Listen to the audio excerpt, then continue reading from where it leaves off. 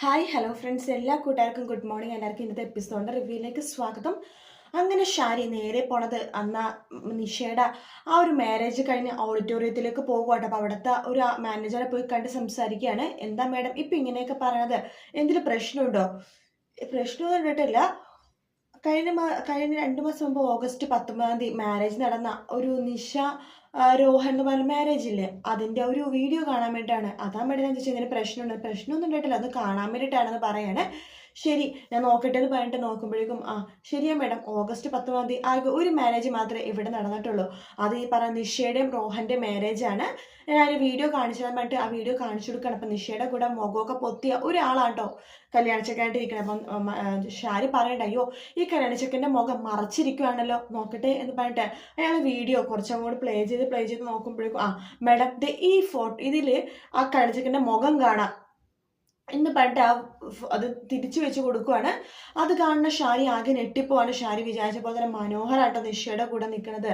അങ്ങനെ മനോഹരനെ കാണുന്ന ഷാരി പെട്ടെന്ന് ഞെട്ടിപ്പോകുവാണ്. എന്ത് പറ്റി മാഡം, എന്തിനും കുഴപ്പമുണ്ടോ, കല്യാണച്ചക്കൻ ഫ്രോഡാണോ എന്ന് ചോദിക്കുമ്പോൾ അല്ല എന്ന് ഷാരി പറയണേ. പിന്നെ എന്തു പറ്റി, കല്യാണപ്പെണ്ണിനെ അറിയാവുന്നതാണോ എന്ന് പറയുമ്പോൾ കല്യാണപ്പെണ്ണിനെ പരിചയമുണ്ടെന്ന് പറയാണ്. അപ്പോൾ കല്യാണച്ചക്കൻ എന്തോ ഫ്രോഡാണെന്ന് തോന്നണല്ലോ മാഡം, അങ്ങനെയൊക്കെയാണെന്ന് പറയാണ്. അതിനുശേഷം ശരിയെന്ന് പറഞ്ഞിട്ട് ഷാരി അവിടെ നിന്ന് ഇറങ്ങും കേട്ടോ. അങ്ങനെ പൊട്ടിക്കരഞ്ഞുകൊണ്ട് ഷാരി അവിടെ നിന്ന് ഇറങ്ങി പോവുകയാണ്. വണ്ടിയിൽ നിന്നിട്ടൊക്കെ ഷാരി ആകെ കരഞ്ഞുകൊണ്ടിരിക്കുകയാണ്. ഈശ്വരൻ്റെ മോളുടെ ജീവിതം ആകെ പോയല്ലോ, ഞാൻ ഇനിയിപ്പോൾ എന്താ ഈശ്വര ചെയ്യാന്നൊക്കെ പറഞ്ഞിട്ട് ആകെ വിഷമിച്ച് കരഞ്ഞ് ഇരിക്കുക കേട്ടോ. അതേസമയം പിന്നീട് കാണിക്കണ കിരണിനെയും കല്യമോനെയാണ്. കിരണും കല്യാണി കല്യമോനും കൂടിയിട്ട് അവരുടെ വരാന്തിൽ നിന്നിട്ട് കല്യമോനെ കളിപ്പിച്ചുകൊണ്ടിരിക്കുകയാണ്. അപ്പം കല്യാണി പറയണ്ടോ, കല്യമോൻ്റെ ഒരു ചവിട്ട കൂടെ നല്ല വേദന, അച്ഛനെ പോലെ ഭയങ്കര ജിമ്മനാണെന്ന് പറയുമ്പോൾ അതെ എന്നെപ്പോലല്ല നിന്നെപ്പോലെ, നിന്റെ കൈക്കൊക്കെ കൊണ്ടൊരു ഇടി കിട്ടിയാലുണ്ടല്ലോ പിന്നെ ആ വേദന മാറില്ല.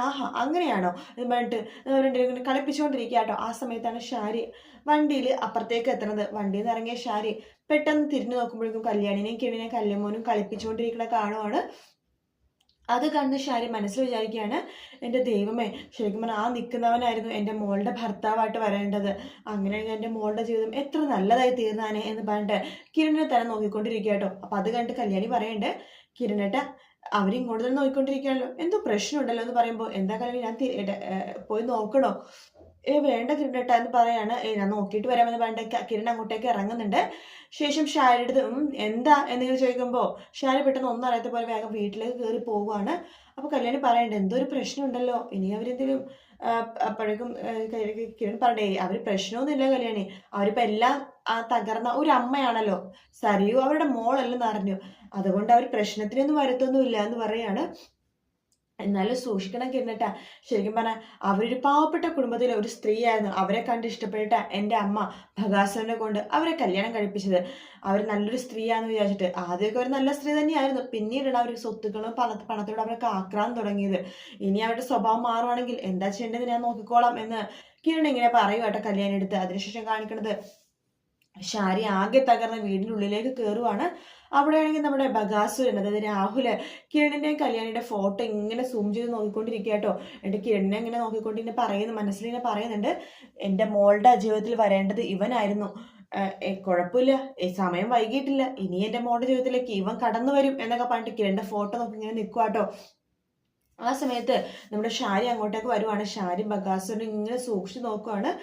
ആ സമയത്ത് നമ്മുടെ രാഹുൽ ഇങ്ങനെ പറയുന്നുണ്ട് ഷാരി, എന്താ ഷാരി നീ എന്നിങ്ങനെ നോക്കണതെന്ന് പറയുമ്പോൾ അതെ തന്നെ ഞാൻ നോക്കൂലോ, തന്നെ ഞാൻ കൊല്ലുന്നു കളയും, നീ എന്താ അതന്നെയാ നല്ലത്, നീ എന്നെ കൊല്ല്, നിന്റെ മനസ്സിലാരോ വിഷം കുത്തി നിറച്ചിരിക്കുക, വിഷം കുത്തി നിറച്ചിട്ടൊന്നും ഇല്ലടോ, എൻ്റെ കൂടെ ഒരു വിഷമല്ലേ വസിക്കണത്, തൻ്റെ കൂടെ വസിക്കുമ്പോൾ ഇങ്ങനത്തെ സംഭവിക്കുള്ളൂ, എന്താ ശരി നീ ഇപ്പം എന്താ ഇങ്ങനെയൊക്കെ പറയണത് എന്ന് പറയുമ്പോൾ തൻ്റെ കൂടെ ജീവിച്ച് എനിക്ക് പ്രാന്തായടോ, എനിക്ക് മതിയായി എന്നൊക്കെ പറഞ്ഞുകൊണ്ടിരിക്കുകയാണ്.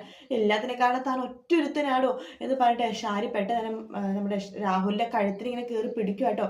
തന്നെ വെച്ചേക്കില്ല, എല്ലാവരുടെ ജീവിതം തകർത്ത് താൻ ഒറ്റൊരുത്തനാന്ന് പറഞ്ഞിട്ട് അങ്ങനെ കഴുത്തിനെ കയറി പിടിച്ച് വലിക്കുക കേട്ടോ.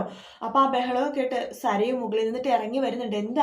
എന്താ അമ്മ ഇവിടെ എന്ന് പറഞ്ഞിട്ട് സരയു മുകളിൽ നിന്നിട്ട് നിലത്തേക്ക് ഇറങ്ങി വരുവാണ്. വീട് അമ്മ എന്ന് പറഞ്ഞിട്ട് എന്താ ഇവിടെ പ്രശ്നം എന്ന് പറയണം. പ്രശ്നം എനിക്കല്ല മോൾ, അത് ഇവൾക്കാണെന്ന് പറയുമ്പോൾ അതെ എനിക്ക് തന്നെയാ പ്രശ്നം, ഇയാളെ കൂടെ ജീവിച്ച് എനിക്ക് പ്രശ്നമായി എന്ന് പറയുവാണ്. അപ്പോഴേക്കും സരയു പറയണ്ട അമ്മക്ക് പ്രശ്നമൊന്നുമില്ല, അച്ഛൻ്റെ കൂടെ ജീവിച്ചിട്ട് അച്ഛൻ്റെ വട്ട് അമ്മക്കും കിട്ടിയതാണെന്ന് പറയുമ്പോൾ ഷാരി പറയണ്ട നിന്റെ അച്ഛനെ വട്ടൊന്നുമില്ല മോളെ, നിന്റെ അച്ഛൻ്റെ മനസ്സിലെ ഒരു തീയ അതിൽ പുകഞ്ഞുകൊണ്ടിരിക്കുക, അതാ ഇങ്ങനെയൊക്കെ പെരുമാറുന്നത്, ഇപ്പോൾ അത് എൻ്റെ മനസ്സിലത് പുകയുക എന്ന് പറയാണ്. അമ്മ എന്താ ഈ പറഞ്ഞു വരുന്നത് എന്ന് പറയുമ്പോഴേക്കും നമ്മുടെ രാഹുൽ ഇങ്ങനെ സരുവിൻ്റെ മുഖത്ത് ഷാരിയുടെ മുഖത്തേക്ക് ഇങ്ങനെ നോക്കുക കേട്ടോ. ഞാനിപ്പോൾ ഒന്നും പറയുന്നില്ലെന്ന് പറയുമ്പോൾ അപ്പോഴേക്കും കുഞ്ഞിന്ന് കരയുടെ ഒച്ച കേൾക്കുമ്പോൾ സരിയു പറയണ്ടത് നിങ്ങളുടെ ബഹളം കേട്ട് കുഞ്ഞു കരയാൻ തുടങ്ങിയത്, ഇങ്ങനെയാണെങ്കിലേ ഞാൻ അമേരിക്കയിൽ പോണ മുമ്പ് തന്നെ ഇവിടെ നിന്ന് മനുവേട്ടനെ കൂട്ടിക്കൊണ്ട് വേറെ എവിടെയെങ്കിലും വാടക വീട്ടിൽ മാറി താമസിക്കും എന്ന് പറയാണ്. അപ്പോഴേക്കും ഷാരി പറഞ്ഞു നീ എവിടേക്കൊന്നും പോകാൻ പോകുന്നില്ല മോളെ. അമ്മ എന്താ അച്ഛൻ പറഞ്ഞ പോലെ പറയണതെന്ന് പറയുമ്പോൾ അതെ എതന്നെ എനിക്ക് പറയണം, നീ എവിടേക്കും പോകാൻ പോകുന്നില്ല, അമേരിക്കയിലേക്ക് പോകാൻ പോകുന്നത്. രണ്ടുപേരും ബഹളം കാണും, കുഞ്ഞെഴുന്നിട്ടൊന്നും സംസാരവും ഒച്ചപ്പാടൊന്നും ഇല്ലാണ്ടെന്ന് ഇരിക്കാവോ, മനുവേട്ടനുള്ളത് ആകെ ഒരു സമാധാനം ഇവിടെ, അല്ലെങ്കിൽ എനിക്കും ഭ്രാന്ത് പിടിച്ചാനേ എന്ന് പറഞ്ഞ സരയു മുകളിലേക്ക് കയറി പോവുകയാണ്. ശേഷം കുഞ്ഞിങ്ങനെ അങ്ങനെ ഉറക്കിക്കൊണ്ടിരിക്കുക കേട്ടോ. അപ്പൊ നമ്മുടെ ഷാരി മുകളിലേക്ക് കയറി വരുന്നുണ്ട്, രാഹുലിന്റെ പിടി വിട്ടിട്ട് മുകളിലേക്ക് കയറി വരുവാനിട്ട് സരി കുഞ്ഞിനെ താലാട്ട് പാട്ടി ഉറക്കിക്കൊണ്ടിരിക്കണം നോക്കിക്കൊണ്ടിരിക്കുകയാണ്. ഈശ്വര എൻ്റെ മോള് ഒന്നും അറിയിട്ടില്ലല്ലോ, ശരിക്കും സത്യങ്ങളൊക്കെ അറിഞ്ഞ എൻ്റെ മോൾക്ക് മുഴുവെട്ടാൻ പോകുന്നത് എൻ്റെ മോൾക്കാ, എൻ്റെ മോളൊരു ഭ്രാന്തിയായി തീരുമല്ലോ ഈശ്വര എന്നൊക്കെ ആലോചിച്ചിട്ട് ഇങ്ങനെ സരിവിനെ നോക്കിക്കൊണ്ടിരിക്കുമ്പോൾ സരി പെട്ടെന്ന് തിരിഞ്ഞ് നോക്കുമ്പോൾ ഷാരിനെ കാണാം. എന്താ കാര്യം എന്നിങ്ങനെ ചോദിക്കുമ്പോൾ ഒന്നുമില്ല മോളെ എന്നിങ്ങനെ പറയാണ്. പിന്നെ എന്തിനാ എന്നിങ്ങനെ സൂക്ഷിച്ച് നോക്കണമെന്ന് പറയുമ്പോൾ മോൾക്ക് അറിയാവോ നമ്മൾ ഏറ്റവും കൂടുതൽ സന്തോഷമായിട്ടിരുന്നത് രൂപയുടെ കൂടെയൊക്കെ നിന്ന സമയത്താ, അതിനിപ്പോ എന്താ അവരുടെ കൂടെ പോയി നിൽക്കണോ, അമ്മ പോയി നിന്നോ, അവരെ നമ്മളെ ചതിക്കുകയാണമ്മേ, അവരെ സേനനെ സ്നേഹിക്കുന്ന പോലെ അഭിനയിക്കണം എന്നൊക്കെയാ പറയണത്, പക്ഷെ എനിക്ക് തോന്നുന്നൊന്നുമില്ല, അവരിപ്പോ സേനനെ മക്കളെ മരുമക്കളെയൊക്കെ സ്നേഹിച്ചാ ജീവിക്കണത് എന്ന് പറയുമ്പോഴേക്കും ഷാരി നമ്മുടെ സരുവിനെ ഇങ്ങനെ നോക്കുമ്പോൾ സരു പറയുന്നുണ്ട് ഞാൻ എന്തായാലും ഇവിടെ നിന്ന് പോകാൻ പോകുവാമേ, എനിക്ക് മതിയായി. മനുവേട്ടൻ അങ്ങനെ തന്നെ പറഞ്ഞത് ലോക്കറിലെ സ്വർണ്ണങ്ങളൊക്കെ വിറ്റിട്ട് ആ പണം കൊണ്ട് എവിടെയെങ്കിലൊക്കെ പോയി താമസിക്കാന്ന്. അയ്യോ മോളെ ലോക്കറിലെ സ്വർണ്ണം ഒന്നും വിൽക്കല്ലേ മോളെ, ലോക്കറിലെ സ്വർണ്ണം ഒട്ടും വിൽക്കല്ലേ, അവൻ പറഞ്ഞതൊന്നും മോള് കേൾക്കല്ലേ. അമ്മ എന്താ ഇങ്ങനെയൊക്കെ പറഞ്ഞത്, എൻ്റെ മനുവേട്ടൻ പറയണത് കേൾക്കല്ലേ എന്ന് പറഞ്ഞത്.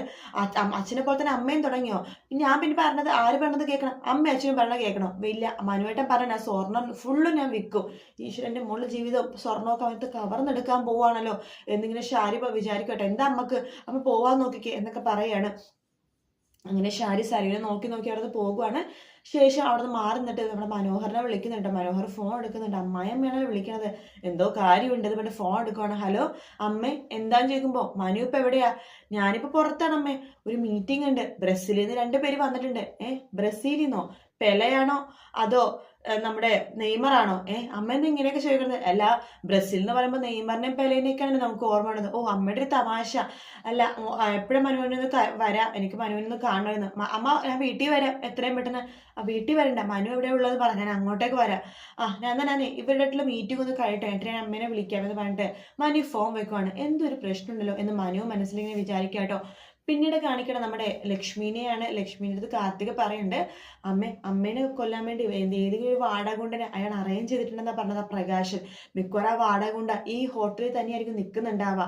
അതിന് ഈ ഹോട്ടലിലൂടെ വേണ്ടി നമുക്ക് അറിയാവുന്നതല്ലേ മോളെ, അയാൾ ഇവിടെ ആര് വന്നാലും എന്നെ അറിയിക്കാന്നാ പറഞ്ഞിരിക്കണത്.